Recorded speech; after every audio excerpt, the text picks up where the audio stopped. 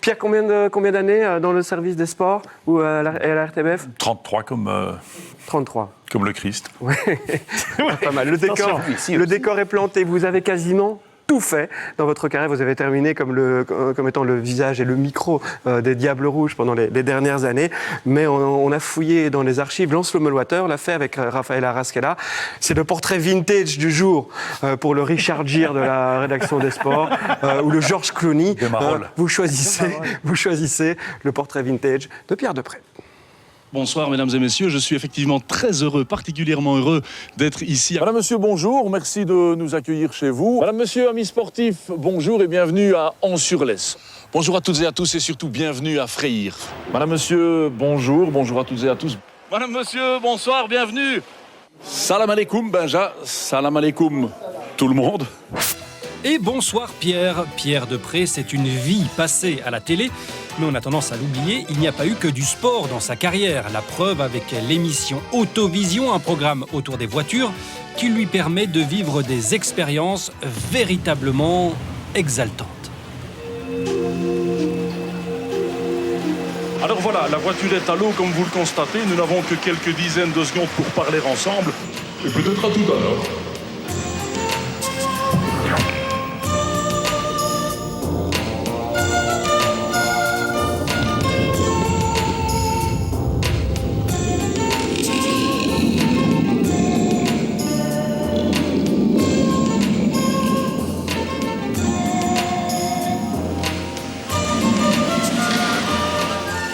Finalement, ce n'est pas si terrible que ça. La présentation de l'émission Lundi Sport lui permet de faire le tour de toutes les disciplines sportives. Stop. Et parmi elles, il y a son grand dada, voire son udada, c'est l'équitation. Il ne voudra pas rester. Il connaît le football en province de Liège comme sa poche. Dans les années 90, il suit les folles soirées de Serein. Vous avez vu, c'est la liesse évidemment ici. Serein est champion, c'est un événement qu'on attendait en région liégeoise depuis 1987, l'année où ils ont quitté la première division. Puis il débarque à Bruxelles pour commenter le foot et les Jeux Olympiques qu'il va couvrir à plusieurs reprises, notamment la natation qu'il adore. Ce sera pour Nathan Adrienne, j'ai l'impression. Peter, qu'est-ce qu'il peut faire? 4e, 5e, ce sera difficile. Oh là là. Ils sont beaucoup épaule contre épaule. Oh là là, pour la première place. Chalmers, l'Australien. 2e, Timmers. Timmers, le 2e, mais c'est fabuleux.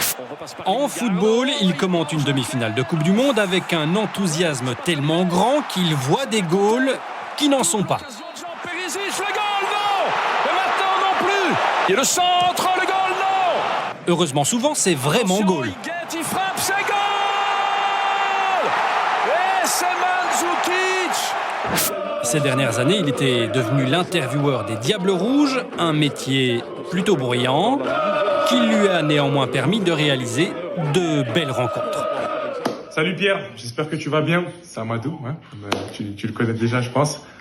C'était juste pour te souhaiter bon courage pour la suite, une retraite. Ça a toujours été un plaisir d'être interviewé par toi. J'ai pris énormément de plaisir et de fun à le faire. Et voilà, je te souhaite beaucoup de bien pour le futur et merci pour tout.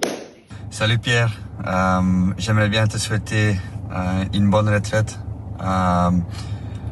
J'aimerais bien te dire merci pour tous ces reportages, merci pour tous ces interviews, mais surtout merci pour la personne que tu es, pour ta gentillesse. J'espère te voir bientôt. Voilà Valérie, c'est un spécialiste qui vous le dit. Salut. Merci à Lancelot, merci à Amadou Onana, à Stéphane Le Fou. Il y a d'autres messages dans un instant. Pierre, Amadou Onana, la classe. Les petits nouveaux, ils sont polis et bien éduqués, hein, des Diables Rouges. Lui notamment, oui. Ça me fait vraiment plaisir. Mais de retrouver le soulier d'or. Stéphane Defour aussi. Hein. Ouais, qui joue sa finale à la Coupe Dimanche en plus, hein, donc c'est une semaine importante pour lui. Merci Lancelot.